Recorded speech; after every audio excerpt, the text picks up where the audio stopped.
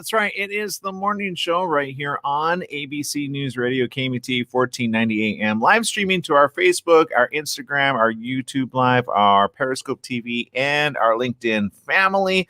We're glad to have you, each and every one of you, with us. On today's show, we're going to be talking about the latest in the news. There's a lot to talk about, and we're going to try to pack it all in this family fun-filled hour. That's right. We'll try to make it family fun friendly as much as possible. Speaking of family fun friendly, I got somebody else over here a little bitter right now about some family fun, which evidently is meant to be fun, but is not fun in his realm of the world because he hasn't given it a chance.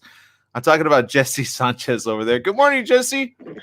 Good morning. Yeah, I don't think I could give it I don't know.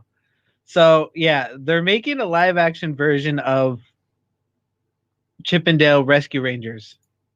and it's supposed to be live action. I don't know how to feel about that. I'm not a fan of anthropomorphic animals, at least live action. We all remember Cats, don't we? I didn't. I only have seen the previews, and I think it got what was it, like a Raspberry Award or what's that? I think they're called the Razzies or The something like that. Razzies, yeah, the Razzies, yeah, which is the worst film ever. I don't think a lot of the people that were in that wanted it to be made at the end of the day. I don't know. Or wanted people to watch. I don't know. I look, maybe somebody likes it. Let us know on social media. We love your comments. Let us know. Did you guys see Cats, the latest one? I haven't. I might watch it for free. I just don't know that I would pay for it. Does that make sense? Yeah. Well, it's on HBO, or Stars or whatever it is, and I just breeze by it. But you know what, Chip and Dale? Okay, for those who don't know and or remember, Chip and Dale. I always have a hard time saying that because I know the ladies like, you mean Chip and Dale's? I'm like, no, I'm talking about Chip and Dale, Disney fun, not your own ladies fun, if you know what I mean. right? So, but my point is this: that was a great show, right? It was Chip and Dale's Rescue Rangers, wasn't that was what it was called? Yeah, it was called Rescue Rangers. And then you had the bigger guy, which he was introduced. And then you had I can't remember the other characters, but they were all fun characters, right? Yeah. Maria saw by the way, tuning in from Canada says Cats was boring. So just so you know. But look, I agree with you. I would be cool if they made another animated long version of it, but then it probably won't make it as a film. But here's the thing: I think Disney, as well as other ones, are going to be focusing more on animated features than anything else because it's easier to do. That's what I've been saying here on the show, right? So I think. I don't know. I'm gonna wait. Maybe they'll bring all the voices back. Maybe it'll be awesome, and maybe they mean like live-ish, but not people pretending to be them. Maybe they're just like going to do it like the Lion King version. Maybe we'll see. I'm keeping my head open for all this, so I'll still give it a watch. But well, maybe depending on what they look like. I don't know. I need to look this up. But okay, we're going to take a quick break. We'll be right back right after this. Jesse is so upset with this, and I can't blame him. Our childhood dreams are like squashed. It's true. I used to watch it after school, but okay, we'll be right back right after this.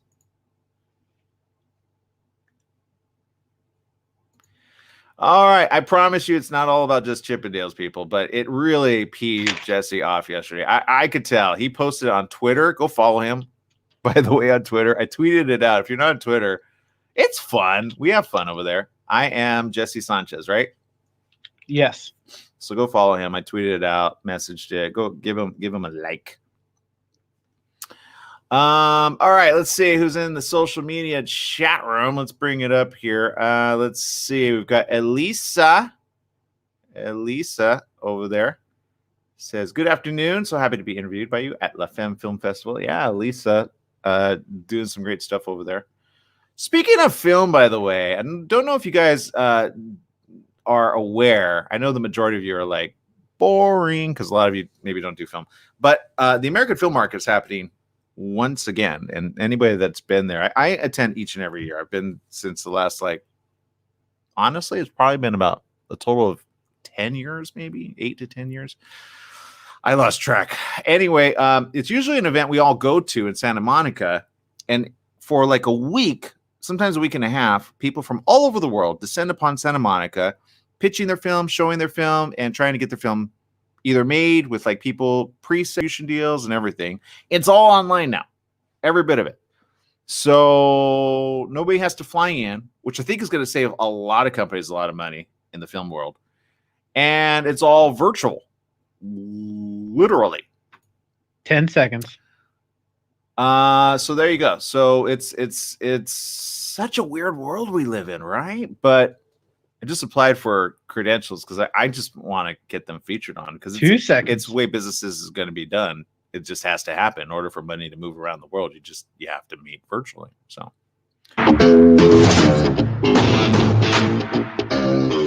That's right. It's the morning show right here on ABC News Radio, KMET 1490 AM. Joining our live viewing audience right there via Facebook, Periscope, YouTube, and LinkedIn. We appreciate each and every one of you. However you're tuning in, whether it be on the airwaves and or digital platforms, we appreciate each and every one of you for joining us each and every day, at least weekdays right here on ABC News Radio, KMET 1490 AM, which, by the way, don't forget to download. We have a great app. It's very free, very simple to use, and you can check out all of our great programming right here on the station at KMET 1490 AM. Just type that into your little device, whether it be an Android or an iPhone.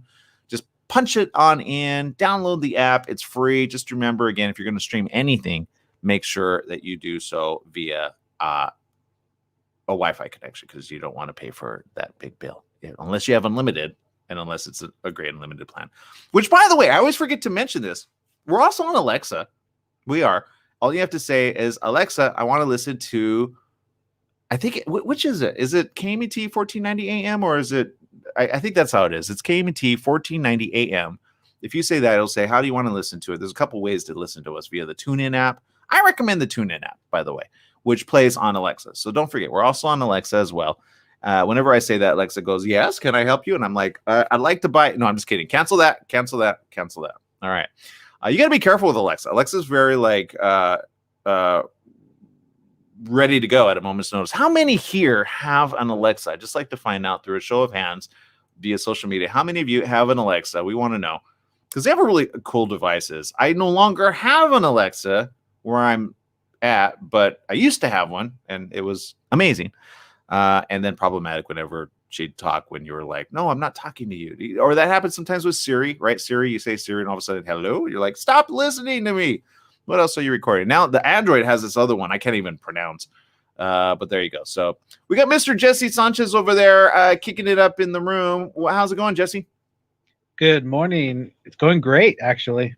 Awesome. All right. So evidently you got some good news for us. Just the weather's cooling down. I'm excited for that. You know, I like your perspective on this because I am hating the heat. I am the one person that does not like summer ever coming. I enjoy it for like 8 days and then I'm done, right? Yeah. And I think for the majority of people that have A, no air conditioning, and or B, try to like weather it out in, I feel bad for the workers that are in the sun. Does that make sense? Oh yeah. They have they have no ability to be in a nice like air conditioned room, and I'm like, oh man, maybe I'll take that job just to pay the bills, right? But so I appreciate those that actually do that, and each and every one of you, however you're working, keep working, seriously, because the economy is taking a fluctuation of sorts. I just saw a post yesterday, Jesse, and I'm afraid to share it, but it was like, be careful of the let's do this. Here's what I don't want to do. Okay. I don't want to spread fear. I don't want to spread depression. I don't want to spread hopelessness. I don't want to spread any of that. Here's what I do want to spread. I want to spread, what can we do to maintain ourselves beyond the winter months if we in fact have to stay home? Does that make sense? Does that Jesse, are you there with me or not really? Yeah. We have to go back to the way it was like back in early April. Do you remember that? Everybody was like, some were enjoying it. Some were like, okay, it's family time. And I know a lot of people right there right now are like, I'm just done with just doing it. Right. But in the next winter months, I saw it posted. And remember, I talked about this like a week and a half ago. The winter months are probably going to be among the worst. This is what they're warning, by the way. If you don't believe me, it's true. I took a picture of it. Hold on. Let me bring it up. Because I had a feeling I'd be talking about it, but I wasn't sure. Michael Osterholm, director of the Center for Infectious Disease Research and Policy at the University of Minnesota, said the next 6 to 12 weeks are going to be the darkest of the entire pandemic. I'd like to change the way he said that. I feel that his usage of words is really not really happy sounding. I mean, whenever you say the darkest of the entire pandemic, I mean, you automatically are like, you see what I'm saying? I feel like we need to change that up. What do you think, Jesse? How can we change that up to be a little bit more positive? I have no idea. I'd like to put it this way. The next 6 to 12 weeks are going to be a little less. You know what? Okay, I'm just going to stick to that for now because, I feel some people, if you don't spell it out to them, they throw caution to the wind. They're like, it's going to be fine. It's going to be sunshine. All right. So I'm going to stick with that for now, unless somebody has a better way of saying it to inspire hope. Here, okay, let's try this, Jesse. How about this? Okay, I'm going to do this. All right. The next 6 to 12 weeks, according to Michael Osterholm, are going to be, if we don't do anything about it, or if you throw caution to the wind, or if you just go out there thinking it's all fake, made up, and or, oh no, it'll go away after the election gets elected, then it might be the darkest of the entire pandemic, okay, for you and or the people you love. But if you learn, okay, for example, if there's a blizzard outside, right, Jesse? Mm-hmm. Have you ever been in the middle of a sandstorm or a snowstorm or any type of storm where you had to be like bunkering down in the middle of it? No, I've never had no, never, ever. Through the thick of it, never, ever, right? Yep, never. Like, not that I can recall. Okay, so let's just say this. Let's say this. If you have ever been through that, I want to hear your experience, okay? If you've ever been like either it's a tornado or it's something where you had to kind of go where it was safe, it didn't mean you weren't going to come out of it. It just meant you had to kind of put yourself away for a little bit. So you have like enough food for the winter, right? There's people that like bunker down in like Alaska, right? And they bunker down and for a long time, and they probably read a book, get through like a pile of books. They, do their own favorite exercise, whatever it is. Some people get snowed in, and all of a sudden, did you ever see the Lucy episode, Jesse, where they get snowed in the house and there's like a wall of snow when they open the door and they can't get out? Did you ever see that episode, or am I the only one? No, I've never seen that episode, but I've seen a lot of TV shows that mimic that. Yeah, and you make do, right? Granted, you get on each other's nerves. Like, I think Ethel always got on Fred Mertz's nerves, or was it the other way around? I think she got more on his nerves. He was like, oh, why do I have to deal with you? She's like, well, why do I have to deal with you? In front of the scenes and behind the scenes. They had a really bad relationship on that show. But at the end of the day, you got to make do, right? Because at the end of the day, then the rescuers come. All right, we're out of this. Oh, thank goodness, right? It's not like, look, at the end of the day, you're not locked into your house. Thank God. Although if you have the coronavirus, then you got to like start self-quarantining. That's no fun, right? But I just feel, Michael, you're kind of a downer over there. I really do. I feel like you could have said it a little differently. Granted, they probably wouldn't have made a meme from your because this was posted on CNN, by the way. So I just feel now 40,000 people liked it, which I think they're just like, let's see. The U.S. is averaging more than 55,000 new cases a day, and 10 states reported their highest single day case counts on Friday. Okay, I get it. He lives in the world of reality. Of numbers, which can I just for a minute say, what is President Trump doing discrediting Dr. Fauci? Did you see that, Jesse? No, but I heard about it. Yeah, and I told you, did I not? I told you yesterday, for those of you watching, this is one of those I told you so moments. We got to have this one of those I told you so moments. That he would, since Dr. Fauci actually went on air saying, yeah, I have limited time, and yeah, I can't be surprised he actually got coronavirus. I told you Trump would go at him like he did the very first time he did a few months ago, which this isn't, anytime you go against President Trump, all of a sudden you're the bad guy. You ever notice that, Jesse? You can never say anything opposite of him. All of a sudden you're the individual that's really dumb, stupid, and you're the person that's all of a sudden fake news, right? Correct me if I'm wrong. I think even if his followers just said something like a wisecrack at him that was not in his favor, he'd be like, you're wrong, you're despicable. Well, okay, so this is what happened, by the way. Here it is, and this is top headline, by the way. Trump closes his campaign by insulting Fauci for telling the truth. Now, that's a perspective bias based on this news article, because they're saying it's the truth, but let's see. President Donald Trump's election endgame argument, far from bristling with new solutions to a pandemic that's killed 220,000 Americans. Do you guys remember when he went on air, said we were probably going to have 120,000? Do you remember that? Or was I the only one that watched that news special which he went on the news to talk about that. Remember that? He was like in the outside forum. I think it was in front of a monument. Wasn't it in front of a, it was like outside. On Monday, devolved into a campaign of insults against Dr. Anthony Fauci for telling the truth about the disease.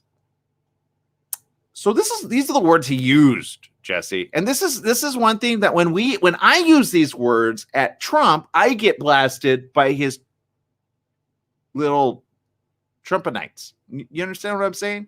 Yeah. Trump ridiculed Fauci as a disaster and an idiot who has been around for 500 years, trashing one of the nation's best hopes of easing the pandemic, along with his recommendations to quell an alarming COVID-19 surge. I don't even understand that. Who's the disaster? Who's the idiot? And you know what? If you've suffered from COVID-19, or you know somebody that has suffered and or died from COVID-19, or almost died, or gotten very sick, who's the idiot and or disaster going, hey guys, we need to be safe over here? Wasn't it Dr. Anthony Fauci? Jesse, am I wrong on this? Did Dr. Anthony Fauci say, hey guys, don't worry about this. It'll be over in no time. Don't worry about it. Or was he the one that said, we kind of need to nip this in the bud, people? Which was he? I don't remember. I'm afraid that you do, though. I do, because Dr. Anthony Fauci, I told you, one day he's going to be regarded as the hero of life. And like 100 years from now, you're going to have to explain to the children, why people believed this type of mentality. You look, I get it. I get President Trump. I do. Okay, I'm going to take the man from the myth and the legend, right? Which he builds up in his own mind and evidently in his followers. Because the man, the myth, the legend is simply a man who has such a big ego. Anybody that speaks against him, he all of a sudden attacks, right? Mm-hmm. I think he got bullied in high school, Jesse. I think he got bullied and he became the bully, or he started off at this, or did he get bullied as a young kid? I don't think his father bullied him. Did he? I don't know. I don't know the mentality behind this guy. I really don't.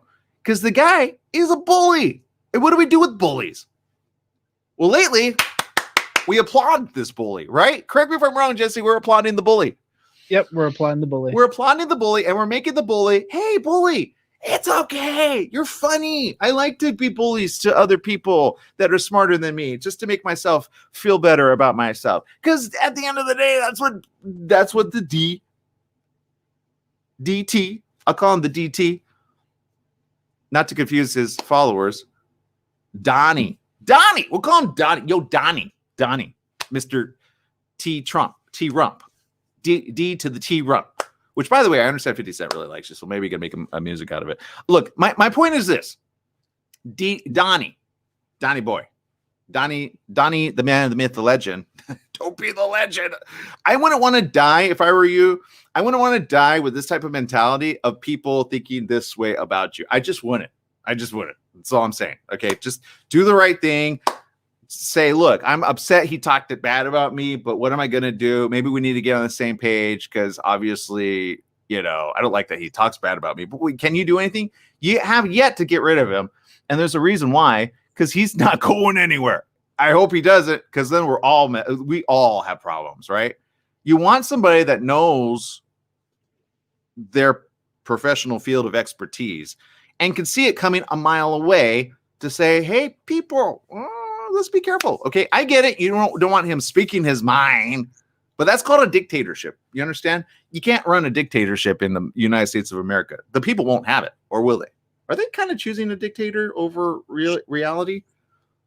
Am I going to get blasted for this? Okay, my opinions are mine alone, not those of ABC News Radio, KMT 1490 AM. But if he could say that Dr. Fauci is a disaster and an idiot, I'm pretty sure I could say he's I almost cussed there. Okay, you know what? Look, I'm going to take a break because I'm about to lose my stuff here. So we're going to take a quick break. We'll be right back right after these messages with more right here of The Morning Show.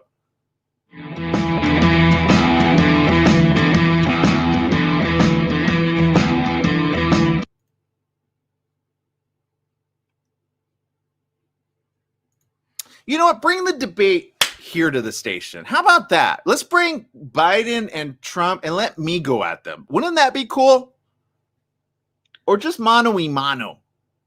Come on. That would be cool. I challenge the Trump administration to go up against me. I challenge.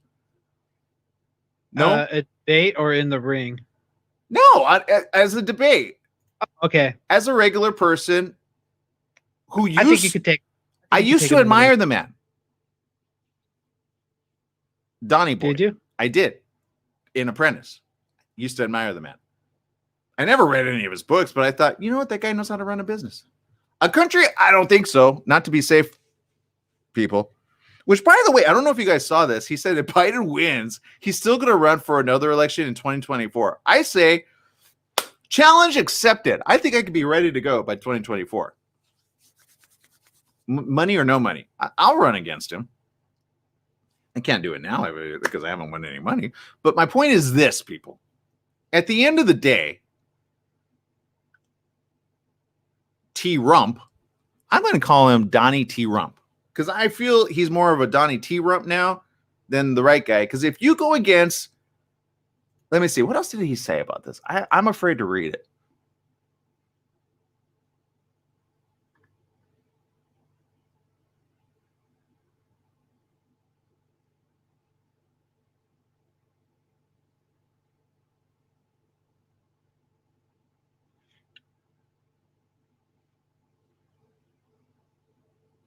Yeah, just so you guys know, Dr. Fauci was an instrumental figure in beating back HIV/AIDS, Ebola, and Zika, and is focused on the worst public health crises in 100 years. Has Trump done any of that? Has he? T. Rump? Has he done any of that?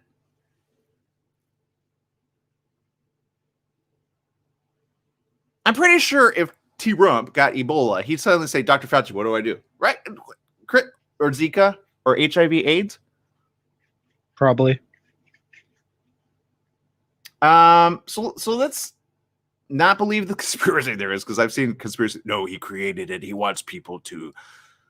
Yeah, you start pulling that stuff off. I'm about to like just I have no time or patience for you. I really don't. We have 10 seconds before we come back.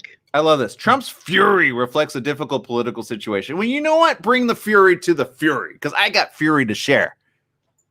We have 2 seconds. Hold the fury. It's terrible. That's right. That's right. The morning show here on ABC News Radio, KMT 1490 AM. I'm sorry, people. I wanted this to be a family-friendly, fun day. I see people like hoping Walt Disney changes his mind and opens up Disneyland. Newsflash, people, we're still in the middle of coronavirus. I get it. You want to have fun. I get it. But do you really want to spread fun and cheer while getting sick at the same time? Oh, people in America, people in California. I'm the first one. I used to have passes, by the way, to Disneyland. I'm not going to lie. I took, some, well, I'm going to call them friends now because, we're not in a relationship, but I took just 3 weeks prior to it ending. I took them to Disney, the little experience, Downtown Disney, right? That's what it's called. And it's not the same. I told you guys on social media, I think somebody posted it that we were there and I posted it.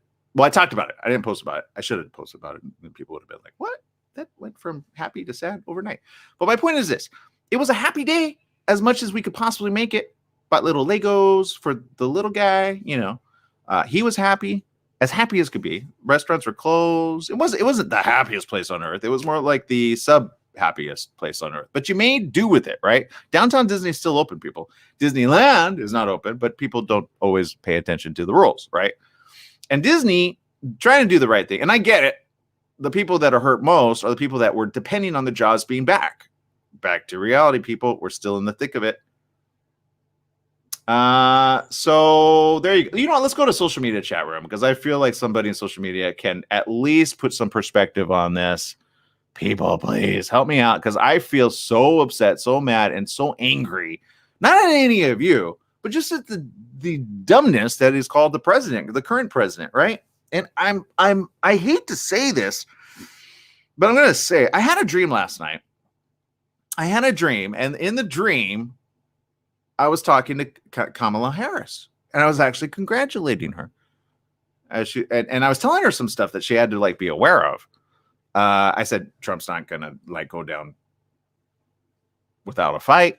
He's going to rally up the people, and he's going to make it like, oh, that was all a thing. It's not a thing. And I remember telling her over the phone. I called her and I said, Kamala, beware. He's not taking it lying down. Be careful. Okay. And this was the dream, and it went on for quite a bit.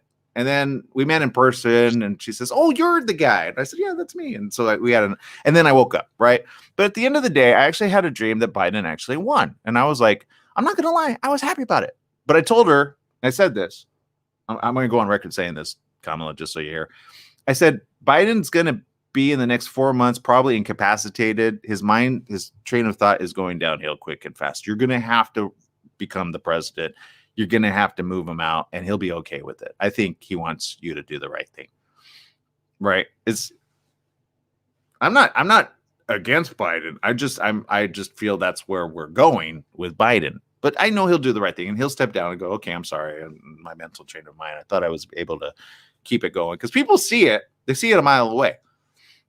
Back to reality, though, is Biden going to be able, like, I really seriously think or doubt he would just put Kamala in the forerunner position right here, right now. I think if she did that right now, they'd win hands down. I think maybe that's my message. Kamala, or somebody that knows Kamala, just tell her to do that. Just say, look, like, let him say, you know what, I'll be VP until this gets switched out, because he's dealing with a lot of emotional stuff. And he's about to lose it, I think. I hate to say this, but, you know, he elderly man. I get it. You know, he's done a lot of good.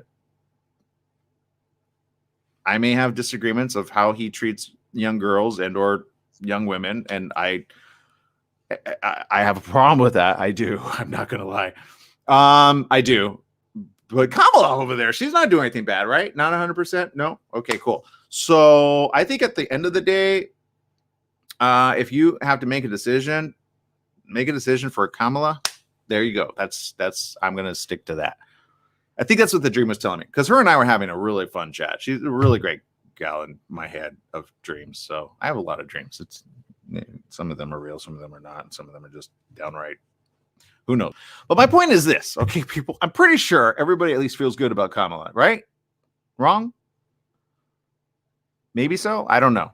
I think anybody that's voting right now is kind of going, well, do I feel good about her? Yeah, I think so. But there's a smear campaign coming. I could feel it from Trump. I can feel it. I don't know where it's coming from. I just know there's something going to happen there. It's going to put her in a very bad position. I hope not. I certainly hope not.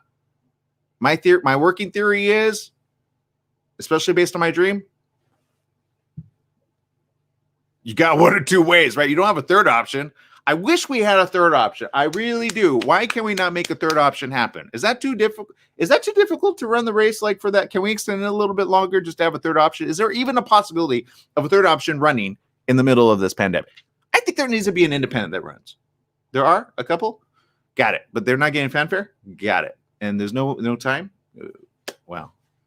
Well, then we are in it for the darkest days of the entire. No, we not. You know why? Because we can inspire one another that no matter what happens with the presidency, we can do the right thing by us. Even if we have to group together and huddle in the same house and just, you know, get through the thick of it via the morning show, let's do that. Okay, let's do that. Let's think for ourselves and grow by leaps and bounds and say, hey, people, let's do the right thing. Okay, let's stop doing stupidity. And let's stop talking about people that know their stuff, because you obviously don't. All right. I said I would go to statements. Here's some statements here. Let's see. Rosalie says this. I'm gonna bring this up on social media. I am an Alex. He doesn't listen worth crap. Because you could rename Alexa to Alex, right? That's a thing. Did you know that, Jesse? I did not know that, but I do have Alexa, and yeah, she does what I say. The way you sounded, we made that sound like you whip her into shape. Maria says, cool. All 3 Alexas are playing it now. Thank you. We're in surround sound for you. There it is. Richard saying, where is 1490 ABC KMET? You know what? I'm glad you asked, actually. If you're in the listening audience of San Bernardino, Riverside, Palm Springs, and certain parts of Temecula, by the way, you will get it on the radio airwaves. Or if you're driving in any one of the areas, the 10 freeway, or the 15 South, or the 60 freeway, you can hear us. East of the 57, all the way out, right? But online, you can hear us everywhere. So where are you tuning in from, Richard? I'd like to know. Jesse's actually in Beaumont. Let me bring up Jesse right here, right now. This is the studio that he's in. And no truth to the rumor, that's a virtual background on him. So if we showed you the real background, you'd be like, oh my God, what's that carpet on the wall? Seriously, we got to change that out. Management really has to. I'm sorry, management, but we got to take care of that. All right, management's going to be like, we're getting rid of you. We don't like you. You're calling everybody out. You know what? Blame Trump, T-Rump, Donnie T-Rump. Because I was started off fine. I had a really good dream. Then I had to read this about Fauci and him like bullying and making his Trumponites become bigger bulliers. You understand? This is what's happening. We're letting bullies run the world. Jesse, do you understand? I know what you mean. Since when did bullies get to run the world? I don't understand this. No, he only rules the United States of America. Okay, well, I think there's other bullies. There's China's becoming a bully. That's a big bully dictator over there. Russia, Vladimir Putin. Yeah, I'm calling out that big bully. Big bully. Don't believe me. Talk to the people in Russia that are getting persecuted. There's a lot, by the way. Yeah. I know I could get locked up if I were in Russia, and talking like this. They would lock me up and put away the key, Jesse. Do you know that? That's why I like the United States of America. We're still, huh? Yes, comrade, we know. Yeah, in the United States of America, we actually, I can speak like this. Thank God. I don't know how long this is going to go for, because God forbid. You know what? I say bring it on. Come on, T-Rump. I'll give you stuff to poke fun at me, as long as I can do the same to you, because I got loads of it. All right? If you're not afraid, come on to the morning show. That's my invite. Come to the morning show. We'll go mano y mano. Because you know what? I control my own message. Boom. There it is. Okay, people. I love you. I appreciate you. We'll be right back right after these messages. Stay tuned.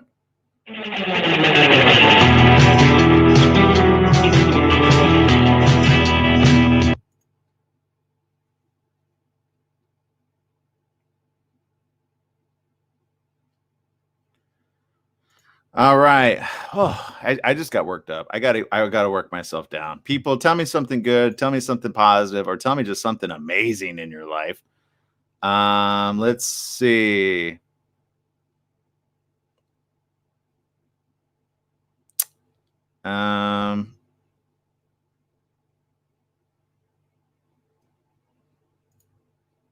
Richard says, constantly wiping his nose. Is it the vibration from your mouth just wiped his nose again? That's a great observation from you. Good job. Yeah, I had an inch. Is that a problem? All right, let's see. I know some people are like, what? No, I didn't know you were going to put me in. He just contaminated his phone. Yeah, and you know what I have here? A UV box, which actually decontaminates it. You want to see it? Seriously. We got people in the chat room going, it could decontaminate it. So what do you want? All right, Richard.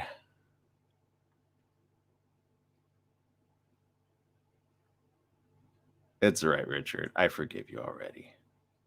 If you're watching, I appreciate you. I pretty much know who you're voting for, though. I can tell. Okay, let's see. Paul says this. Oddly enough, Jesse and I were talking about this. Not sure if I want to bring it up. Should we bring it up about 50 Cent, Jesse? You know what? In the same show, I feel like it's all about T-Rump. But I could talk about what I like about him. Is that a balanced view? Let's do this. All right.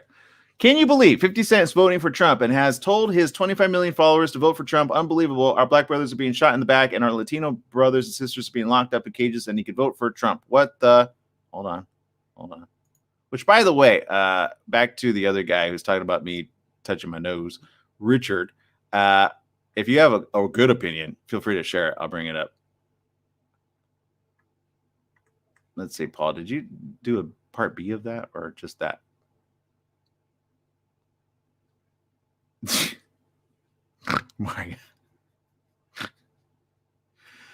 And I can't repeat that. Not like that. All right. Oop. We have 30 seconds. I will bring this up. Dan says Trump doesn't like the idea of people outside his circle spreading news because he can't control it. Yeah, but that's going to happen. Do the right thing. You don't have to worry about them. And you just say, look, I disagree with them. That's it. Let it go. 10 seconds. Thank you, Jesse. 2 seconds.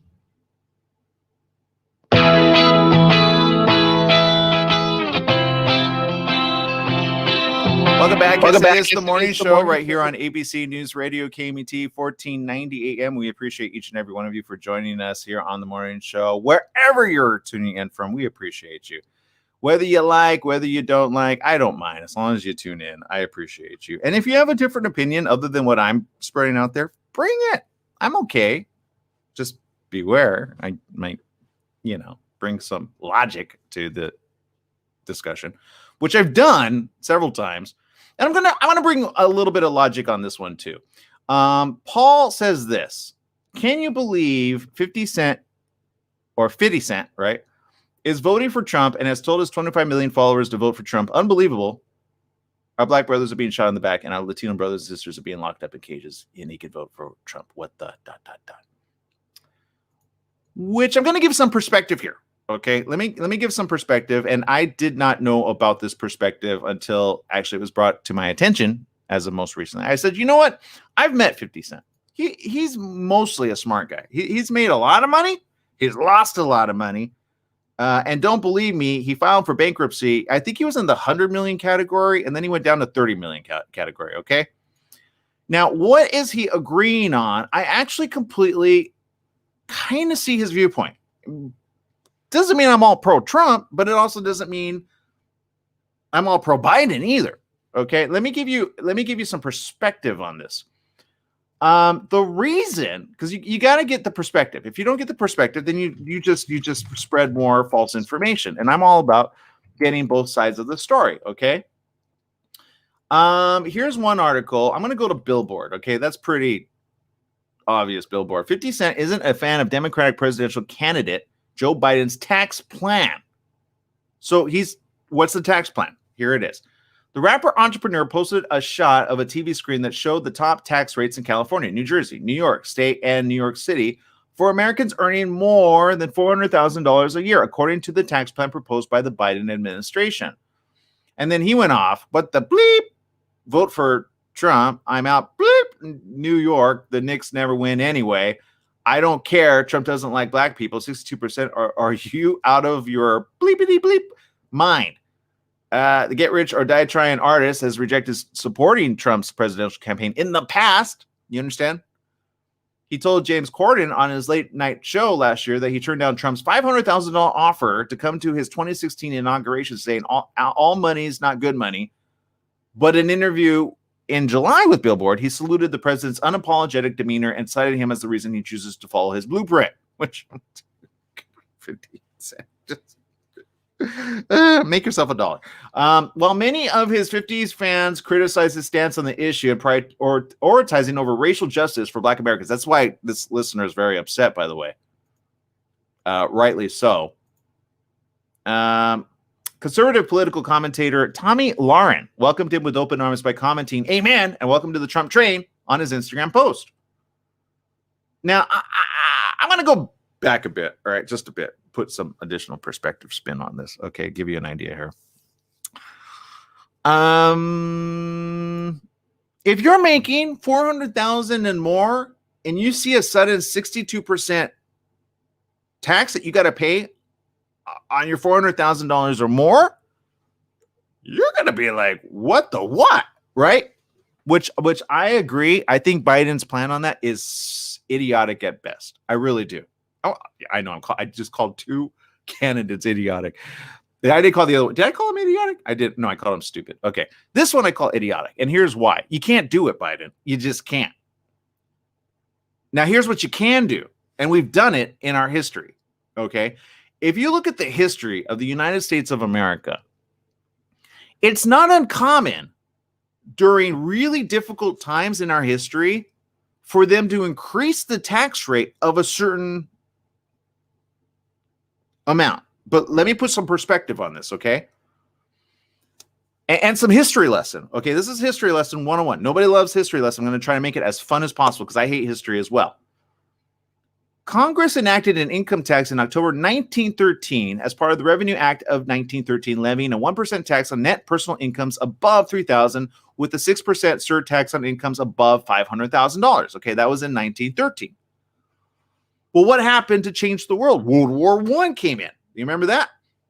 By 1918, the top rate of the income tax was increased all of a sudden to 77%. That's on income over $1 million, but that was back in 1918, which $1 million equivalent to right now, according to this 2018 dollars, is 16,717,815. You understand what was $1 million way back when isn't $1 million now? You understand that?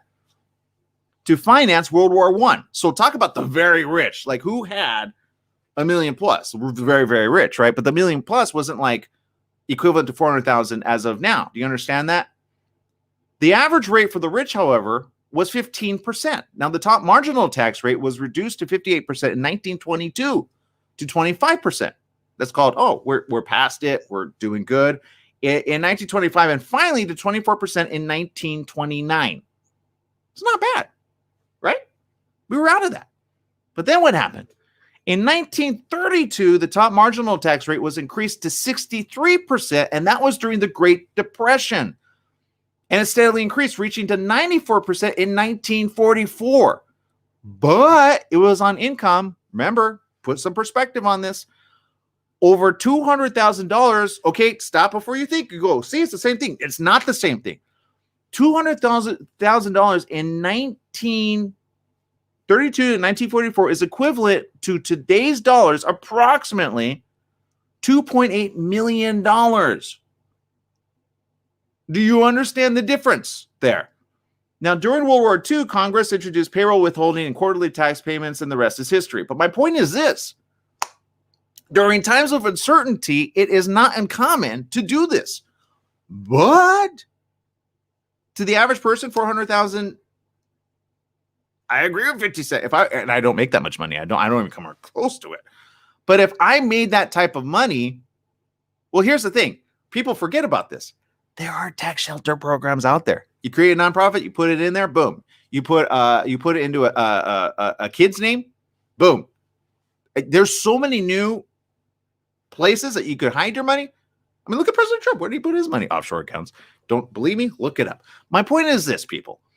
There's so many different ways to go around it. So I kind of get, but I also don't get Biden and his little campaign trail thinking there. I really don't. Do I think that everybody could pitch in a little bit more? Honestly, not right now. Not right now. Do I think that they could do it a little bit later, or maybe do it at the very, very, like the rich corporations that are getting rich and richer and richer? Yeah, I do. Back to what happened way back when. You would take 2.5 million and above? Yeah, let's do that. I'm all for that. Right? They want to help us all get through this. They want us to be alive and pay into their funds eventually, right? Look, Netflix making a lot of money, Zoom making a lot of money. A lot of these companies making a lot of money. You don't believe me? There were some billionaires that made even more money during the pandemic. So back to pharmaceutical. Hello. My point is this. Why don't we do that? But don't attack the 400,000 income people. 2.5 million equivalent. If you want to go back to history, we did pull out of depression, did we not? We became more prosperous than ever after that, did we not? Back to World War I, we pulled out of that too. World War II, we pulled out of that. We could pull out of this together. You understand? Let's inspire hope, people. If we pulled out of those, we can pull out of this. You understand? The Cuban Missile Crisis looked bleak, looked dark. And yet, what did President Kennedy do? Drew a line. Everybody was like, bomb shelters. People were buying bomb shelters left and right. But we pulled out of that. Okay. We can go into this knowing, well, what worked for history. Let's do that. But let's not do the Biden route of So I kind of understand 50 Cent. Now, that doesn't mean I'm like, yeah, pro-Trump. I'm like, can we get a third option? People, I just proposed a third option. Hit the 2.5 million, hit them at a 70% tax rate for now, build in an opportunity for them to earn even more money within the next 5 to 8 years. So it's making your tax dollars work. And look, the world, where do they reinvest that money? Warfare.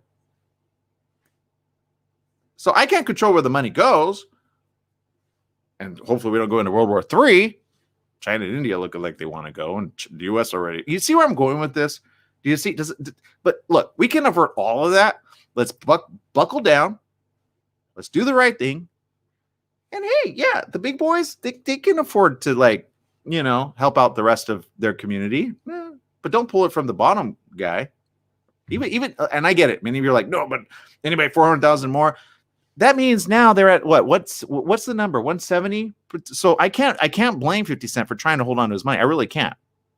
Now, should he give it away to nonprofits and or charities that actually would benefit from it? I don't know. I don't have that much money. I don't. But do I understand his perspective? I actually do. Not fully. I don't support go vote T-Rump. But you see, so my point is this: you got to add some perspective to the situation so you understand where you're thinking at, but offer a good solution if you're going to go attack somebody. Say, look, why don't we do this? Why don't we counter that? 2.5 million and above, 70% out the door, and put in some really good incentives so that company doesn't go bankrupt, because that company's also, or person is hiring other people. But this is personal income, not business. No, it's corporation too. Got it. Okay. So that's called, let's help everybody help each other. Let's get through this. Let's move on. But I also want to know what government's going to do with the money. Are they just going to, like, fill their own pockets, inflate it? Because all that I've seen of the relief bills is exactly that. No, we got to keep government going. You got to keep yourselves going. Let's take yourselves out of that stimulus plan and then see where we're at, right? So I got issues. I know I got issues, and it's with some of the leaders here ruling. But you know what? Then come onto the show and prove your worth. Seriously, I'll invite Biden onto this show. Even if Kamala will come, I invite them all. We're on social media. We can be everywhere and anywhere. All right, people. I love you. I appreciate you. We'll be right back with more. I seriously, I thought this was going to be a different show, but all right, here we go. Just let us know what you think in your comments, for or against. We'll be right back.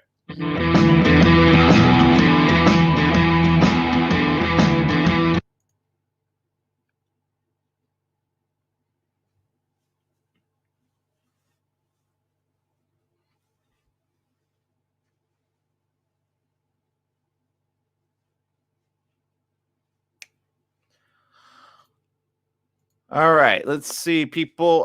Who is chatting it up in social media? Did I scare Richard away? Who is Richard anyway? Yeah, I think you did. Well, yeah. I invite him to come back. That way I can, like, rub my nose a little bit more. Remember, like, who used to do that? Well, that was Bruce Lee. You wouldn't go at by the way, no martial arts. Right? When Bruce Lee would do that, he would, you know what I mean, Jesse? Like, he would rub his nose like that. You wouldn't say that about Bruce Lee, would you? Maybe behind a giant plexiglass or 3-inch plexiglass shield. I should do that next time, just right? Yeah, that's all right. I don't take it personal. For long. There's more things that need to be talked about. Let's see. Chad said, another unfollow. Good. Go. Be gone. I love losing people like that. If it's supporting and doing the right thing, leave. I never understood the people that be like, if you don't see the way I see, I'm not going to listen to you. Yeah, I know, right? It's weird. I have to take in everything before I make choices. I appreciate you, because sometimes Jesse doesn't agree with me. I could tell, because he's like, I don't know what to say about that. Right, Jesse? You don't always agree. No, I always don't agree with you, but I agree with your right to say it. And I'm not going to chew your head out because you said it. Yeah. It's my opinion alone.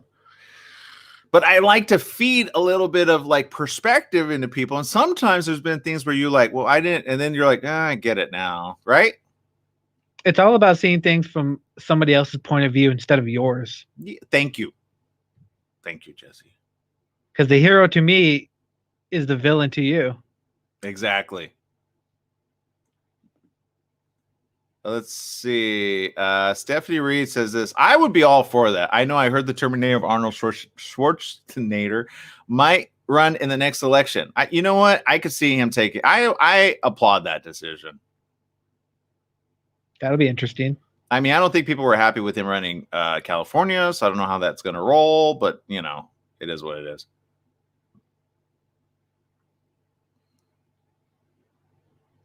Stephanie Reed says, I had the similar dream that Kamala Harris was in my dream, but on my show, Drinks with Stephanie. Isn't that weird? I know. She's like in our subconscious. We got 5 seconds. Mind. Weird. 2 seconds.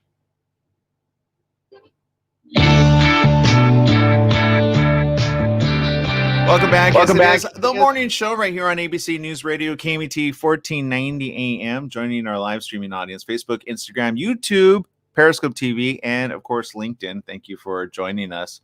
Evidently, some of the messages I said warranted a couple unfollows on social media, which I say, oh, well. As long as we keep growing, right? That's what I say. You're always going to lose 1, 2, or 3. I recently got a tweet. I don't really want to bring it up because I really didn't pay attention. I just saw the heading of it. I'm unfollowing you because ... I'm like, I think it was like, if you care, it's because, and I'm like, I don't care. Like, go. It's okay. I'm not gonna be like, oh, my day is lost. I lost somebody that doesn't believe anything I say. You know, I know, like, what? I don't know how much of the country doesn't believe what I say because they're all pro-Trump, right? But I just went against Biden. Like, you should be like happy. I think he left before I talked about the Biden thing, or maybe he liked the Biden thing. I say it doesn't make sense. Okay. Look, no one candidate has it all figured out 100%. True or untrue, Jesse? No, that's 100% true. So agree to disagree. So, look, then I get 50 Cent. I may not agree with him 100%, but I get his yearning for, like, I don't want to. The guy went through a bankruptcy to save his 32 million people. He doesn't want to give up close to 62% away. Would you? I don't think so. You're making 30,000. All of a sudden, you want to give 62% away? I get it, but he makes more money. He could do more with it. Look, it's his money. He made it the right way, right? Business, entrepreneur, whatever he made it at, he made it. But we could find a middle line, 2.5 million and above. Let's do that. Would you disagree with that, Jesse? No, I wouldn't agree. I wouldn't disagree with that. I mean, I mean, you know who would? Anybody 2.5 million and above be like, because somebody will always complain. So that's true. So there you go. But it is what it is. All right. Let's see. There's other news out there. The social media comments as well. Let's see. Maria says this. Because you don't have $1 million to use, no third option, sad face. I know, exactly, yeah. I would run. I just don't have $1 million. Yeah, that's how much I would need to run. It's true. At minimum. Or maximum. I don't know which it is. I'm pretty sure at minimum. Let's see. Also, we have other people commenting. Let's see. Yeah, okay, look. Here's the reality, people. No matter what side of the fence you're on, you have to make a decision. Some of you have already made a decision. You've already voted Trump. You've already voted Biden. You're locked and sealed in, right? I know a lot of people that have already voted ahead of time. So even if there was a third candidate, yeah, I don't know if you could change your vote in time. It's not going to happen. So we're stuck with one of the two choices. And the question is, who's going to be the victor, right? And more importantly, will the rest of the community of America adopt this line of thinking, whatever it is? I don't know. I think that's the biggest, like, wild card right now. Don't you, Jesse? Like, if Trump wins, you have a lot of people upset. I get that. If Biden wins, you have a lot of Trumpanites that are pretty upset. How do you make sense of it all to get everybody on the same page? I don't think you can. I honestly don't. During coronavirus, because the sad reality is it's not going away. So even the Trumpanites are going to have to face it within a year's time and go, wow, a lot of people died that I used to know that had coronavirus. Either way, you're going to have to live with it, right? Mm-hmm. I feel that's a bit of logic that nobody wants to hear. A year from now, there's not enough vaccines. You don't believe me. There's news about, let's see. I posted this just recently on my social media. And I did do so each and every day privately because I go through the top headlines. Here it is. UK launching controversial vaccine trials where volunteers will be infected with the coronavirus. Huh. But let's fast forward. Let's say they come out with this vaccine. How long does it take to distribute to each and every person around the world, and or just the people that are most susceptible? How long does it take? Quite some time. Let me go back to this story in just a bit, but let's put some perspective on this, okay? Because I feel if I'm going to lose followers on this, it should make sense, right? For the rest of those of you listening. At the end of the day, we're all going to have to live with one another. At the end of whoever wins this presidential nomination, we're going to have to put up with one another. At the end of the day, you might as well start now. I always say to people that are anti-Trump, well, what if he wins? Are you willing to deal with that? Like, you know, I hear people all the time, I want to move. Where are you going to move to? Like, you're going to get a job somewhere else? Like, you got to apply for like citizenship. You got to, there's a lot of stuff. I have a working theory. The people that say that just say it. They want publicity. But then when push comes to shove, they never do leave, right? I get it. You say it in the heat of the moment, right, Jesse? You've seen these, right? Oh yeah, I've seen plenty of it. And I kind of get those that go, you want to leave, then leave, right? You don't want to help the situation, then leave, right? I get that. But my point is this, people. We have to figure this out together, okay? And I get it. We're not in control. But let's figure it out. I'm out of time here, folks. Want to hear more? Follow me on social media. Bye-bye, everybody.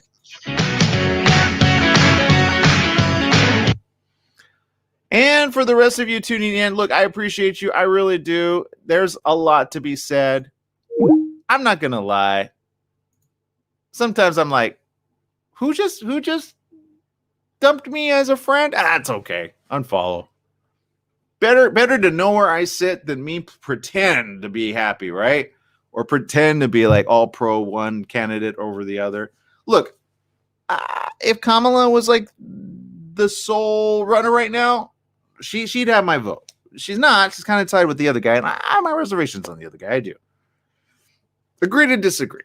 I have certain reservations. Some of them are more like how he treats younger women. It's weird. It's weird. If you know a grandpa out there that says, "Hey, sit on my lap," or touches them in an inappropriate way, I have issues with that. I really do, because something's not right up there. You understand? It's just something's not right.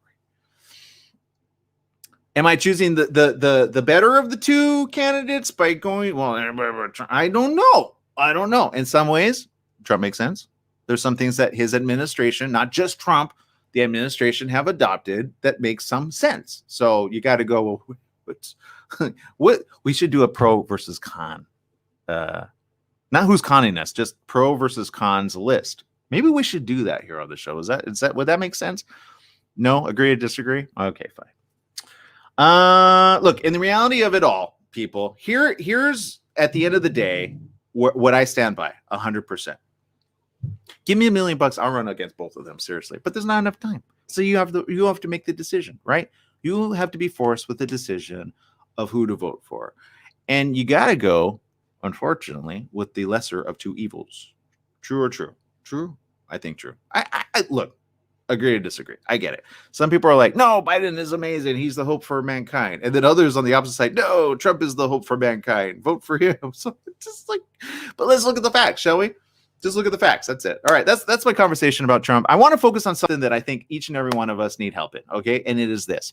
We all need to remember one thing, at least this day moving forward. How do we move forward, not backward? How do you in your life decide to move forward, not backward?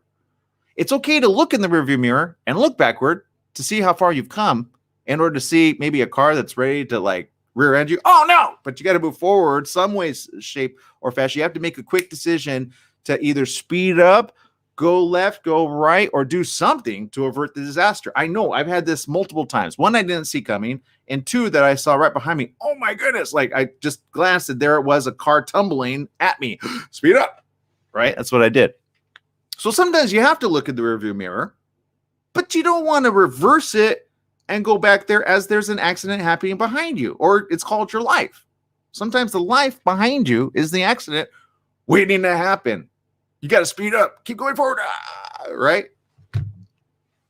Why do I say that? In life right now, each and every one of you are doing, hopefully, the very best that you can do in the limited scope of understanding that you have, with the limited knowledge that you have about where this world is going. True? True. Some have a very limited perspective. And what I mean by that is, I hope by the end of this, you'll have a wider perspective. That way, at least you say, that makes sense. Okay. And I've talked about it limited here on the show from time to time. What I mean by that is this. Sometimes we don't plan for the end result because we don't know what the end result is, right? Some of us are planning for, I hope by whoever gets voted in, I'll make decisions based on that. That's what Congress is doing, unfortunately. It's a sad fact. No. Let's wait till see which side's winning. That way we know how to place our bets. You're really betting on the American people with your voting like perspectives of doing the right thing? All right, let's show you where your loyalties lie. Okay, my point is this then. All right, at the end of the day, what are we going to do? We're hopefully going to choose to do something good for who? Us, our family members, and or those that we love, or government. You have no choice in the government. You don't. I'm not saying like we have to make peace at the end of the day. We have to make peace. But what are people doing? Up in arms, sad, mad, frustrated, burning buildings, throwing caution to the wind, going out and just saying, what the heck then? I'm just going to participate in just a lot of fury. You can't do that. Look, at the end of the day, you got to make sense of it all and put some perspective into place. Okay, so here it is. Here's some perspective. Plan for at least, at minimum, the next 8 months. Okay, just think about that. The next 8 months, what does that take us to? Right now, it is, who does the math? You guys do the math in social media. Somebody do the math. From now, counting October, what is it? October 20th, okay? So October 20th, 8 months from now. What's the month? Go ahead and let me know on social media. Feel free to share, retweet, tweet. Here, I'm going to do that while you guys are figuring that out. I'm going to retweet it because sometimes we get some more perspectives in on the show, and I love perspective because sometimes you guys are smarter than me. I'm going to look at comments because I'm asking you guys for help on this, okay?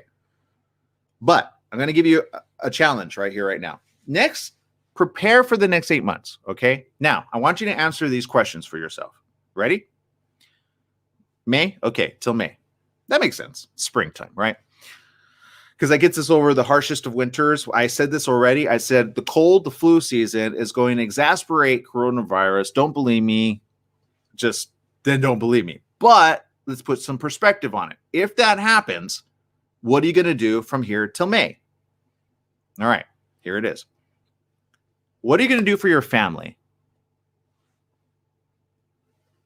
when we go back on lockdown?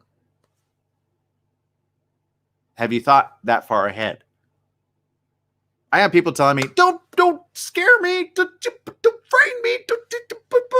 I call it seeing a storm coming. And since it may come, we don't want it to be like a Katrina where I'm not warning you. I feel a little, if you just listen, you might take the warning and go, oh yeah, thank you for warning me. Okay. What's the worst that can happen? You're ahead of it. You're not behind it. The worst part is to be in the middle of it and you just have to like in the middle of a car accident, right? You're in the middle of it and now you just got to try to shield yourself and hope that none of that glass gets in your eyes and or on your face. That's what people do, right? In the middle of a accident, or you cover your head, right? If you've ever been in a situation like that, if you have time, that's the first thing you try to do. It's an auto reflex, right? It's like running. Get out, right? You see danger, you run. Auto reflex. You don't even have to think about it. You run the opposite way. But that's in the middle of it. We're not in the middle of it just yet. That's like in probably in January, we're going to have this conversation again. And we're like, okay, now for those of you that didn't listen way back when, you haven't prepared. So what are you going to stockpile? Are you going to prepare? Are you going to do the right thing? Are you maybe in terms of your job? I know people that are like, I'm going to quit my job. Don't quit your job right now. If you have it, keep it. I'm not saying don't look for a better job or more virtual job, or think of a virtual job that you could do, or think of a host of other things. Maybe you're an entrepreneur. Think about how to fast forward. And for those of you that are thought leaders or future visionaries, there's some of you I know are out there. You can put yourself like with the proper perspective. What I mean by that is, imagine for a minute in the next 8 years, and hopefully before that, we come out of this having new industries, new technology, and or new platforms to be able to help financially get us out of it, right?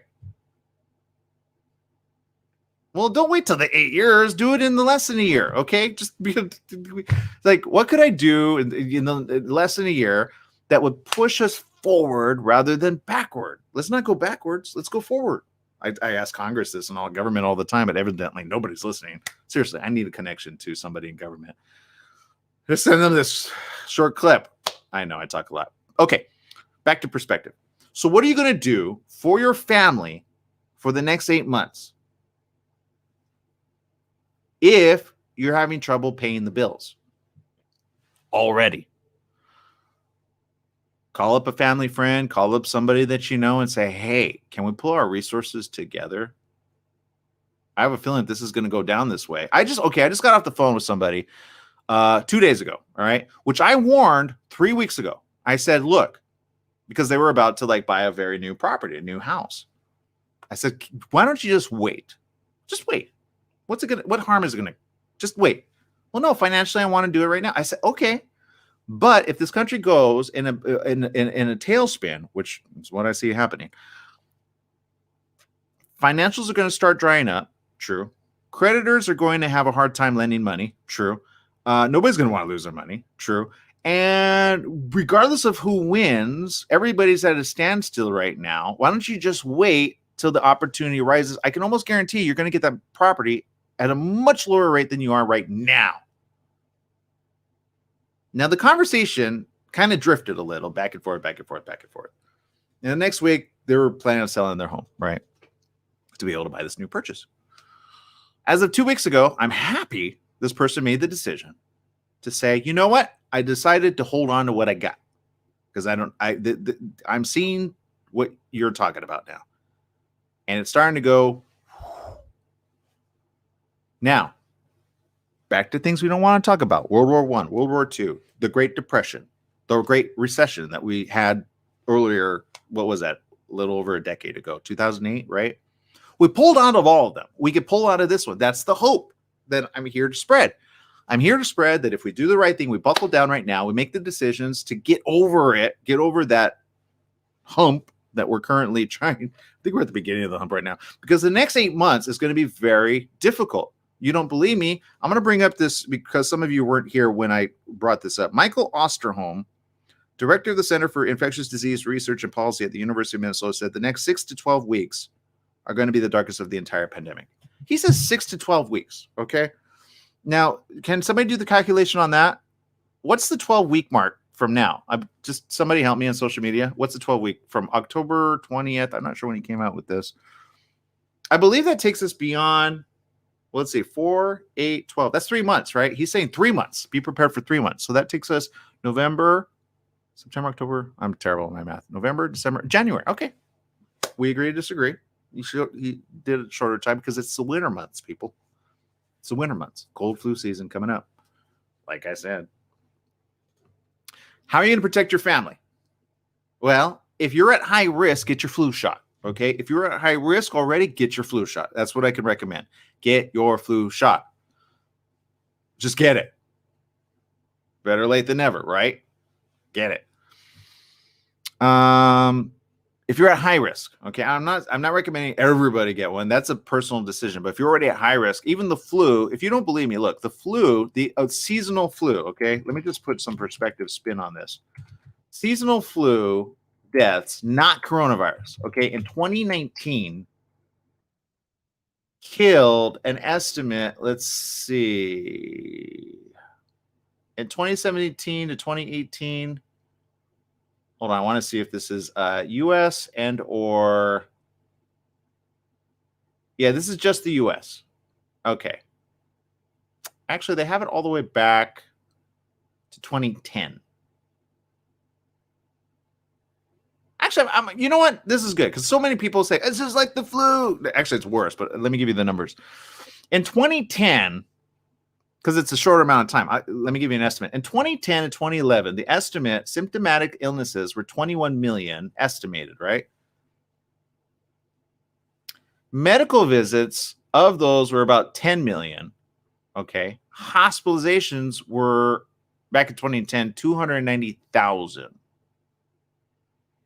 resulting in a total of 37,000 deaths. That's in the US, by the way. Is estimated influenza disease burden by season. If you don't believe me, here we go. Hold on. Let me bring up the chart here because some people like seriously, I share this with them and they're like, "What? You're making that stuff up?" No, this is public. It's pretty obvious. Here it is. Boom. There you go. Okay. This is called perspective with information in front of you. This is from the CDC. These are history facts, people. I'm not making this stuff up. Estimated influence. Okay, so let's scroll down. That was 2010, 2011. See that right there? That's what you see there. Okay, let's scroll down. Preliminary estimates. Well, let's go before preliminary estimates. 2016. All right. Again, 29 million. Let's see. That's up. Symptomatic illnesses. Okay. This number was medical visits, 14 million. All right, you see the math? Do the math. Okay. That resulted in hospitalizations, 500,000. Wow, that's a lot. That's a lot more than previous. And that makes sense because I remember we had a conversation one of these years and they said, yeah, this is actually a very deadly strain. So there you go. But look at the deaths, 38,000. Okay, in that given year. Now, let's look at the last decade of just the flu. This adds some perspective on more than the flu. You had 51,000 in the year 2014, 2015. 51,000. Okay, that was in 1 year. Deaths. Okay. But we didn't have the crunch that we had now. Intubators. We didn't have like no more ICU beds. We didn't have any of that, right? And typically, I don't know if this covers what median age they were that died from this. Yeah, I don't see that. Maybe if I click on it here, let's click on this here. Let's see. It does. Okay. I love this. I'm learning so much with you guys. All right. So let's just do this. All right.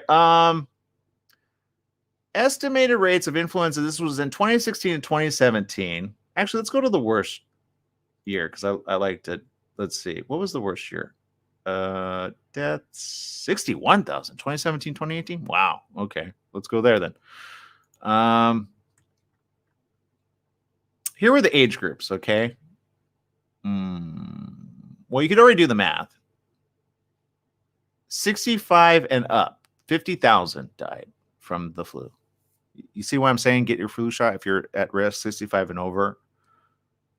50,000 of the 60,000 back in 2017, 2018 flu season.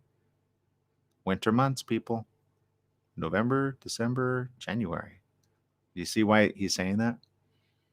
Now, we've already had, this is the year in the heat of summer for a lot of us, just in the United States of America alone, 220,000. And it lasts longer.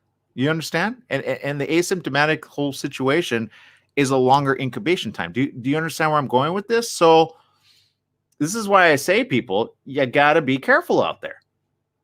It's not popular to say that, I know, because I can see the tick going down on people watching. But if you're still here, here's what I say: spread out that information far and wide. Retweet it, repost it, reshare it. Start thinking with your mind and say this: how am I going to plan for the next 8 months? And how am I going to do so in such a way that's going to make sense for us all? Look, I only have to think about me and my mom. I used to have to think about my lady and her kid and her kids' kids and her family and their family's family. And I might send them a text saying, hey, just so you know, just prepare. Whether they listen or not, I don't know. But my point is this: there are going to be people that listen to you, and there are going to be people that don't. It doesn't mean you shouldn't. At least warn them. Try, right? Prepare. All right, people. Let's see. Let's look at the comments really quick here. Let's see. Claudia, I appreciate you. Claudia Lopez says, enjoying the show. Thank you. I appreciate you. More than you know. Thank you. Maria, I like this. 75% of my friends are pro-Trump, but I still love them all. Exactly. Isn't that the way you should feel? I have a lot of people that are pro-Trumps. I really do. Let's see. Rosalie says this: Donnie was born into money from his grandfather, started it by brothers during the gold rush in California. It makes you wonder if the mentality of how women should be viewed is handed down too. Oh, right. Yeah. Yeah, that's a confusing thing too, by the way. Oh, brothels. Oh, it was brothels? Really? I didn't know that. Oh, she corrected it later. See, brothels, not brothers. Oh, got it. Well, each to their own, I guess. No judgment. I mean, look, don't blame me. People make a lot of money doing that. And I'm the last one to judge. And let's see. Here's one.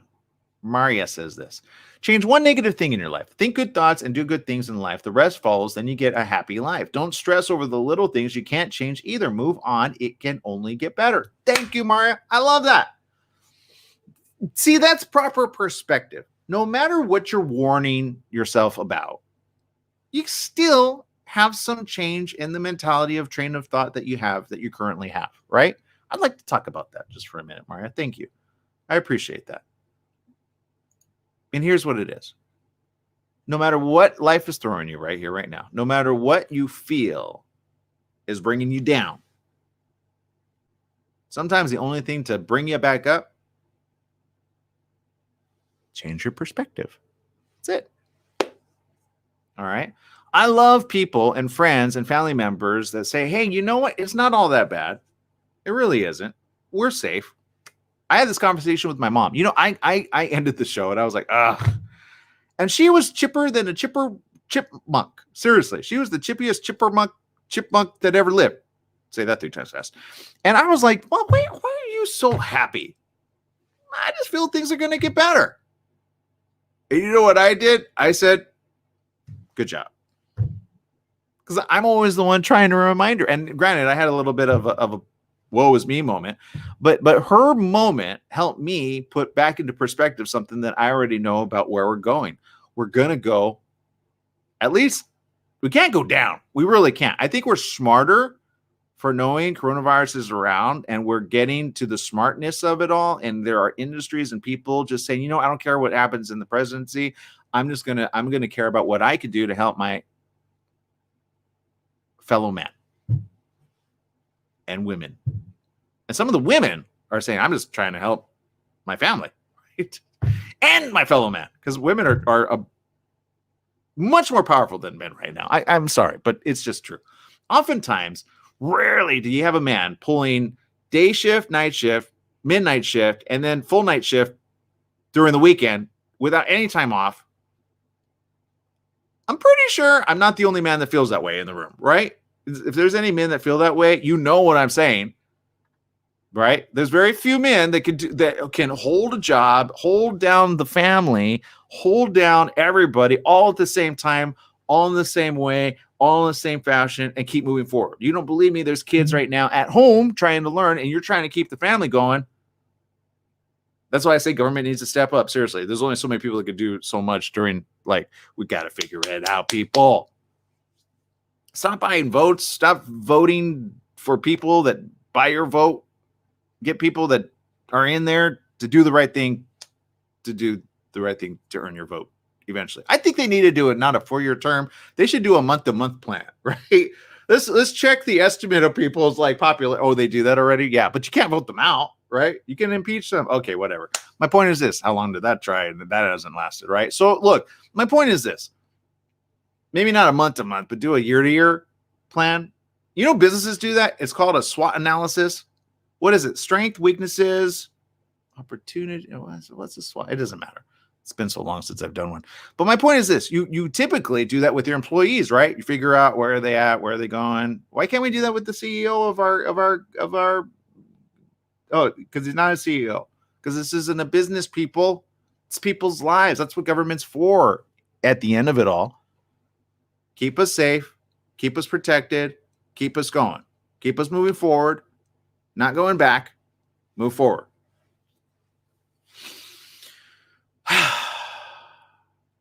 So why are we moving backwards? We're not. Oh, but we're going with the Trump campaign and or the Biden campaign because we're moving forward. All right.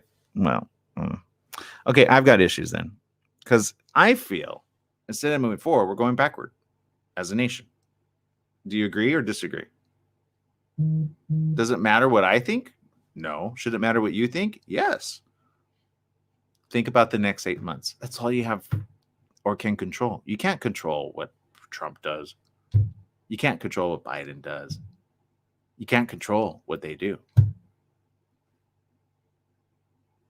To which I say, that sucks. It sucks you can't control that. You know why I say that?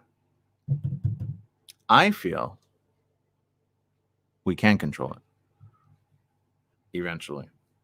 But what I mean to say is this. If you have a sphere of influence, whether it be really good, really amazing, really wonderful, whatever it is, hopefully you're getting encouraged each and every day. And or you're the one doing encouraging to get through it, right? In the middle of a epidemic, who do you surround yourself with? Do you surround yourself with people that say, you know what, let's just figure this out. We can figure this out. Or the people that are all, well, I say bring in at least 3 people in amongst yourselves, but create your circle to be at least a good 25 all, let's do this. Because if you could bring at least those 3 into the group of people that are all, yes, we could do this, hopefully you'll bring the 3 up to be able to at least to be like, you know what? Life isn't as dismal as I thought it was. And if you're having a hard time bringing 25 good people into your life, reach out a little further. You know, I have people friend me on Facebook and or Twitter or Instagram daily that go, you know what? I appreciate what you say. So I get new followers all the time. I may have lost 2 followers on this show, but I don't care. I don't, because I'm imploring that the majority of mankind try to do the right thing, try to stay safe than sorry. And you know what? Don't vote for a loser who bullies people that know what they're talking about. That's some perspective on stuff, right? I know I've lost friends. I can count them on my hand of people I've lost friends that I thought would never turn their back on me based on my own belief system. But you know, I don't care. At the end of the day, did I try to save lives at the end of the day? Yes. And I can go to sleep knowing I'm helping people save lives because look where we're at. Pandemic isn't gone. It's not over. It's not going anywhere just yet. So do the right thing, people. Do the right thing by your friends, your family members, the people that you come in contact with. Bring some sunshine into their life if they're having a dismal day. Forget the pandemic is there. I mean, as long as you have your face mask on. And go out and live life. Don't throw caution to the wind and like get in a group of 20 people and be like, hey, let's not anybody wear face masks. Let's just like, you know, lick each other. Right? Or maybe you don't lick each other, but you get where I'm going with this. There's teenagers and youth that are like, I don't care, whatever. And then they're bringing it back to the house. Now you got the family members especially if you're all plowing. So put a lockdown on your family. Have a difficult discussion and say, look, people, if one of us gets sick, what are we going to do for grandpa or grandma?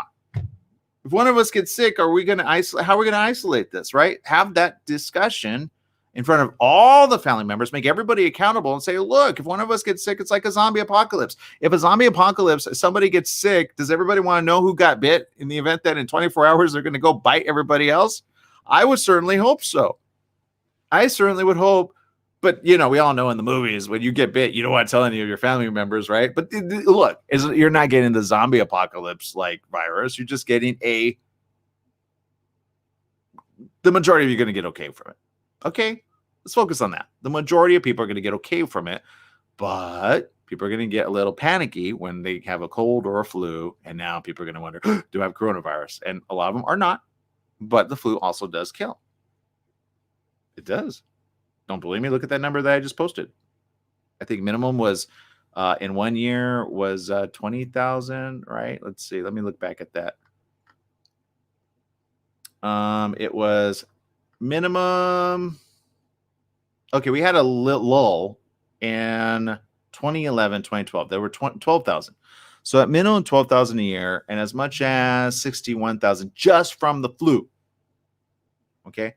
I don't know what this year's going to be, but I can almost guarantee it's going to be nowhere near that number because we got coronavirus. I mean, we're already. I don't know how many are going to die from just the flu and or the coronavirus or both. Just don't. And if that's what Michael Osterholm, from director of the Center for Infectious Disease Research and Policy at the University of Minnesota, is saying, I'm going to bring up that article because I feel I need to put some perspective. I'm not going to lie. I didn't look up the article. I just know I've already talked about this on the morning show, and I've already said what he's sharing with people, but he makes more sense because he is an epidemiologist and he understands what it means to say this, right? The next 6 to 12 weeks. Okay, so I'm going to look this up. Let's add some perspective on this, shall we? Here it is, CNN. Okay, that was his quote. Here it is. Michael Osterholm, director of the Center for Infectious Disease Research and Policy at the University of Minnesota, told NBC's Chuck Todd on Meet the Press on Sunday that the next 6 to 12 weeks are going to be the darkest of the entire pandemic. Vaccines will not be available in a meaningful way until the third quarter of next year, he said. And even when they are, half the U.S. population is skeptical of even taking one. Yeah, that's true. I can't blame them, though. Look at the facts. Osterholm added that he doesn't know if there is a lead when it comes to the federal government's public health response. There are a lot of different voices, which is part of the problem. He and I agree on that. Woo. He said this: we don't have a consolidated one voice. Again, true. He's picking up what I'm putting down. Osterholm highlighted the 70,000 cases of COVID-19 reported on Friday, which matched the largest numbers seen during the peak of the pandemic, and said that between now and the holidays, the U.S. will see numbers much, much larger than even the 67 to 75,000 cases. That's it. That's the article. Oh, well, I see what pretty much everything I've been saying. Okay. You understand, people? So look, I'm not trying to alarm. I'm just trying to, what I am trying to alarm? I'm trying to alarm you to wake up. Wake up the cabeza. Seriously. Wake up the cabeza, make it alert and say, hey, what are we going to do for the next 8 months? All right, just do 8 months. If you prepare for 8 months, then even if it's only in 12 weeks, you're ahead of the curve, right? 8 months, 3 months, well, you're ahead. Prepare for that now. Group up with people that are safe. Don't throw caution to the wind. And maybe you can pull your resources together financially. All right. Eat more in home than out home, right? Buckle down financially. Get yourself over. Because I don't know if they're going to do a stimulus. I think they will. Once the vote comes in, everybody decides, okay, this is the route we're going. Done, right? Whatever route that is. Hopefully Trump, when he wins, because I still think he's going to win. I would love for Biden and Kamala to win just because, but I have a feeling my show's never going to end talking about Trump. As long as he does the right thing. I really do. I hope once he wins, he goes, all right, people, let's buckle down. Let's do the right thing back in what he did in March, right? He did that in March, right? He didn't want to stay in it till April. So I don't know if he sees Thanksgiving and does the same thing. Hey, people, let's just have everybody over. Don't worry about it. Or Christmas. Don't worry about it. Just go shopping, right? I say go shopping. I just, don't throw caution to the wind. That's it. still pandemic is around. I'd love to be that guy that says pandemic is gone. It's official. You know what? That day that happens, I will be a happy man, 100%. Because then I can go back to the way it was. Disneyland can open. They can't. They won't. Not at first. Take some time to get ramped back up. Check the rides. Check the roller coaster. Because we're in it for the long haul, people. I hate to say that. I hate to be the buster of bad news. But at minimum, here's what I foresee. Anywhere from 3 to 8 years. That's why I say to people in industries, what would you do if this were to last at minimum 3 years? What would you do different?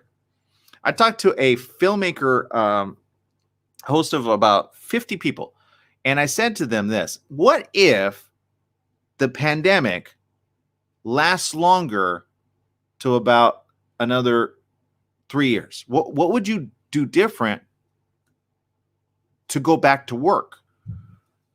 Some are like, oh, I don't know. And then others are like, well, I do this, I do that, I do this, I do that. I go, oh, great, wonderful.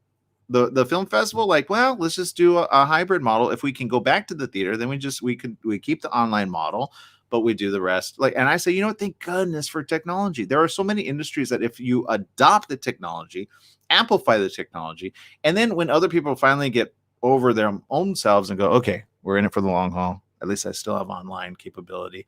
I know of certain communities that are starting to get free internet because, well, it's becoming law, by the way, for people to have online access, right?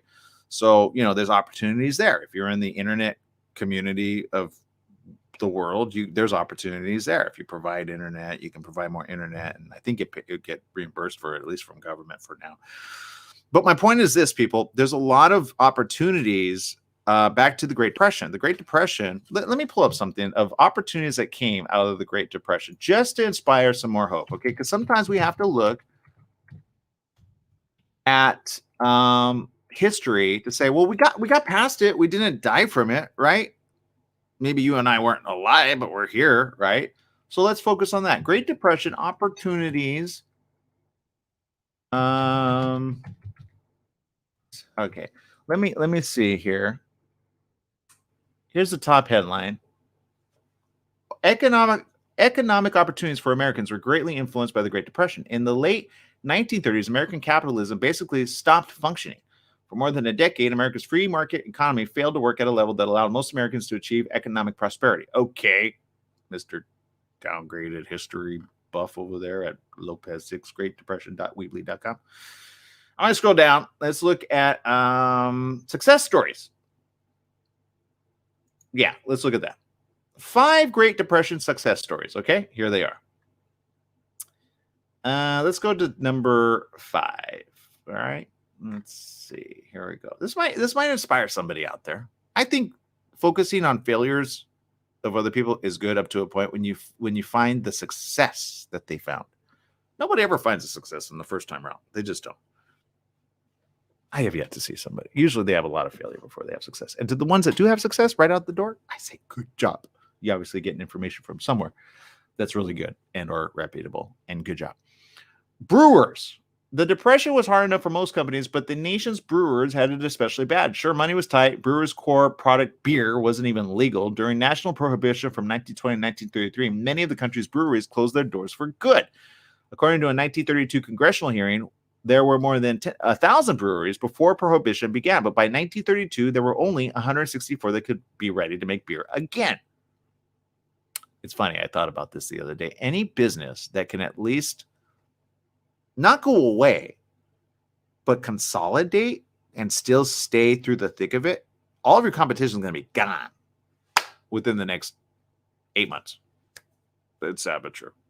So if you have a business, figure out right now, how can I not get rid of it, but how can I transition or pivot in such a way that maybe I can add an online portal, or I can make it so people can purchase online, or I can make it, maybe not as in large of a facility. I had a conversation with a smart entrepreneur that says, I'm going to invest in a certain place to do it at. And I said, well, why don't you, instead of putting all the money in a commercial building, make it more virtual than that, and have little mini offices and hire a bunch of people that want to go to work for this, selling financial instruments and or taxes and or such, and just make it a-okay for you, right?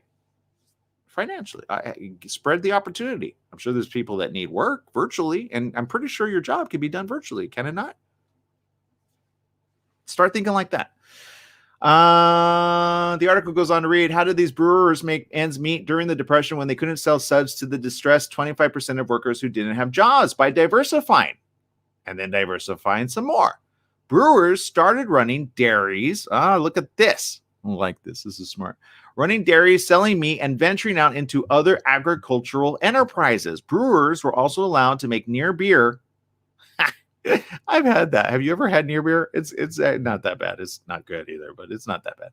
They had only trace amounts of alcohol, but the Depression killed off consumer demand from 300 million gallons in 1921 to just 86 million gallons in 1932. Breweries started applying their expertise to non-alcoholic tipples like root beer. What? No way! That's where root beer came from. That's so crazy. Frank Youngling, who headed the family brewery outside of Philadelphia, but he did decide, by the way, remained confident that prohibition was just a phase. He personally diversified widely, including opening a dance hall. Again, it's a phase, people. It is. In the end, waiting out the storm, I like that, by diversifying and maybe brewing some illicit beer on the side turned out to be a sound strategy. As of 2019, the 5 best-selling beers in America are all produced by pre-Prohibition, pre-Great Depression brands. You see that? Boom. How's that for inspiration? Here's another one. And again, focus on the part. You may not, you're like, I don't do beer. It doesn't matter. Take the principle of what was just said and diversify, okay, into things that will make sense during this time that we live in. We still have online, unless the online world goes away, which, God, I hope not. But the online world is there. Make it work for you, okay? Number 4, Martin guitars. Let's see. Like movies, musical instruments would seem to be a vulnerable industry in a down economy, but venerable acoustic guitar maker Martin made it through the Depression using a number of strategies. Here's the strategies. You ready? In addition to reducing its wages and operating on a 3-day work week. What? It went down to 3 days? That's crazy. Well, at least it stayed in business. The company made everything from violin parts to wood and jewelry. You see? Let's do it all, people. We have the machines to do it. The company stuck to its principle of not giving high-volume retailers discounts, which maintained its relationship with smaller dealers and cemented the company's image as a square dealer. Martin also started offering new, less expensive models that went on to enjoy great popularity. The Dreadnought body style, which traced its origins to earlier guitars made for a Boston publishing firm, was one of these triumphs. It included a larger, deeper body that provided more volume, bass resonance. Martin introduced its first arch-top guitar in 1931, and the company revolutionized its designs by using the 14-fret necks on its guitars. These technical changes, coupled with Martin's dedication to giving its customers high-quality instruments at reasonable prices, helped keep its sales up throughout the Depression. Be innovative. Don't stop creating. Don't stop thinking. Don't stop. I mean, you got more time now than ever, and if we go into a full lockdown, you got even more time. Don't focus on the bitterness of it all. Just focus, what would be a good idea to help us through this pandemic? Just start thinking like that. Get outside a little, get some sun, right? There's no harm in going outside, right? They didn't put us on that type of lockdown, which again, don't throw caution to the wind, put a face mask on, but go outside, get some fresh air, get some vitamin D in your brain cells, seriously.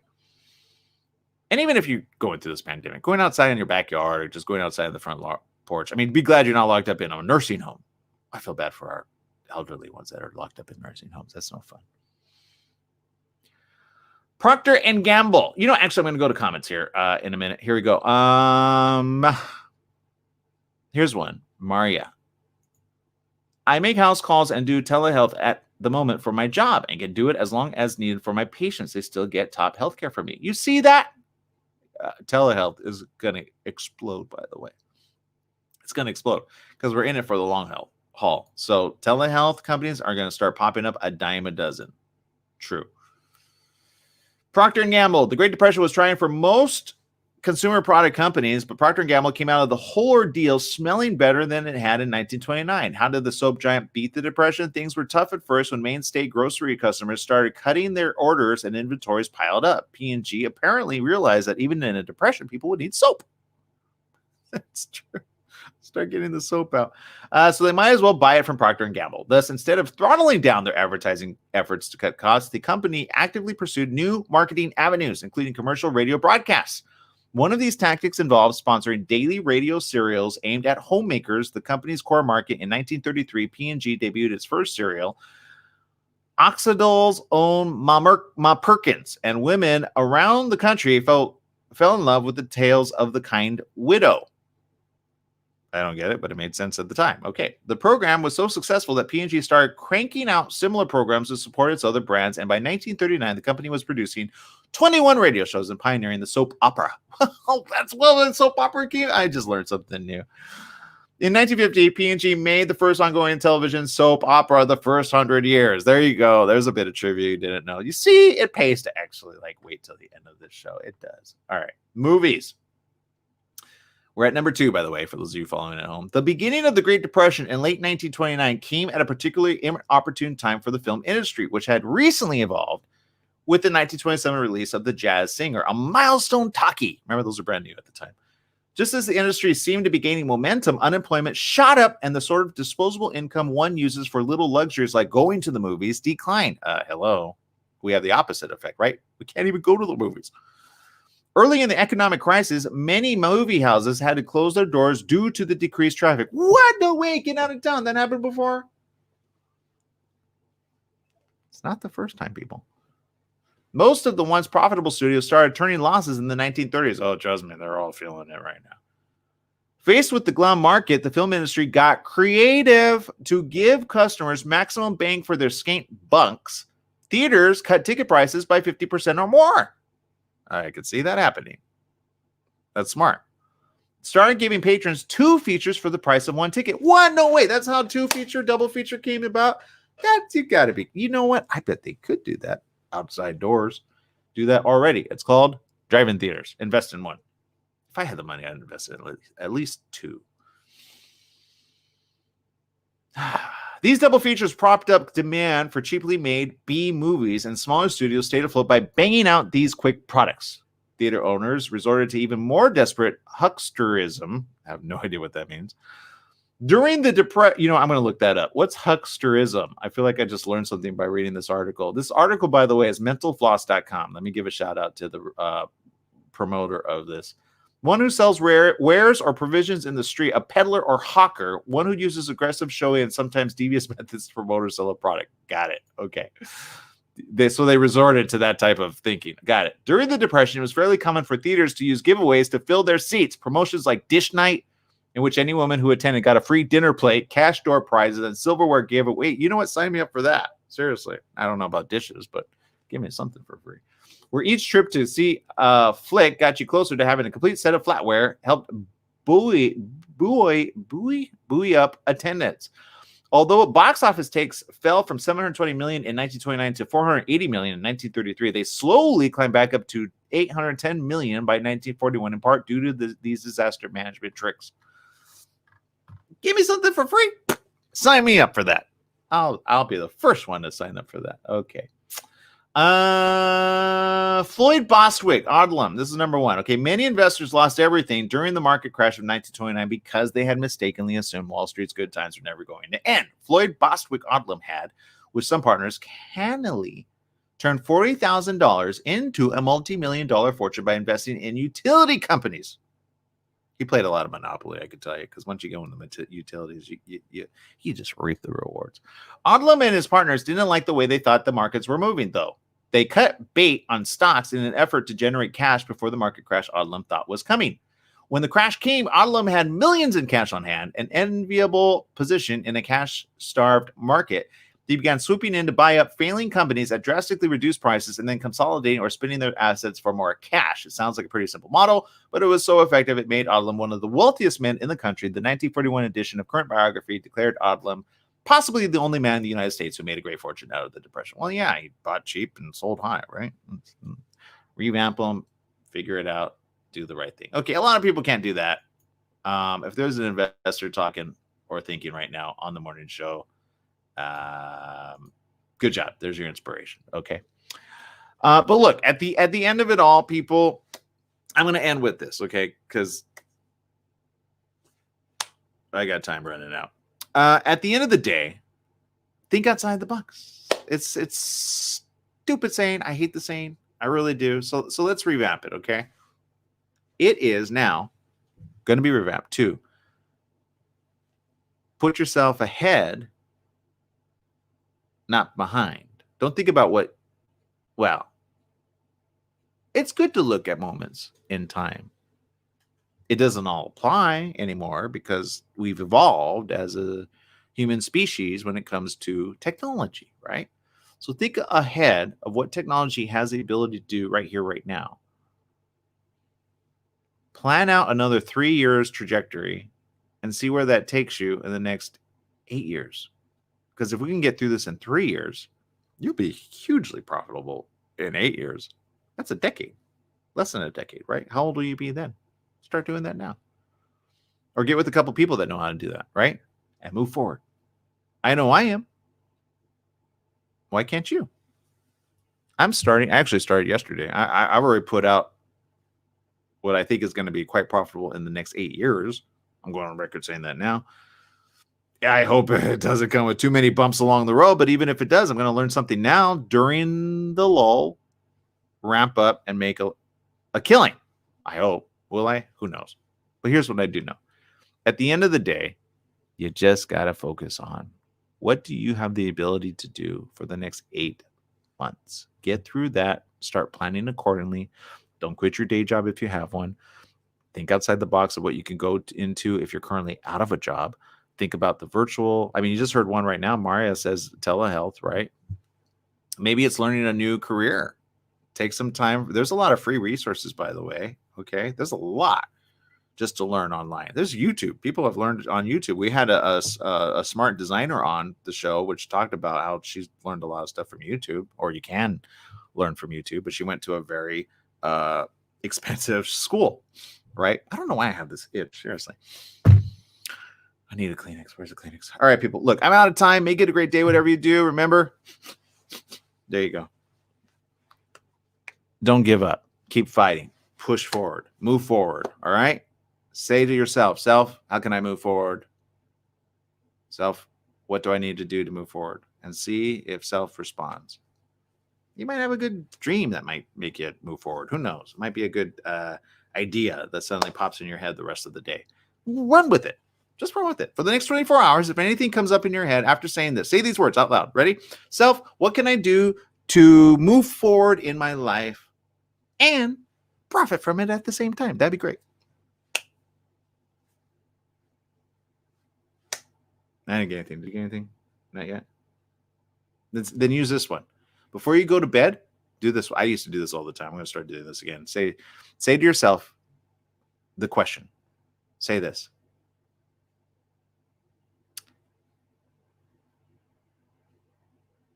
Just say, well, say whatever comes to you.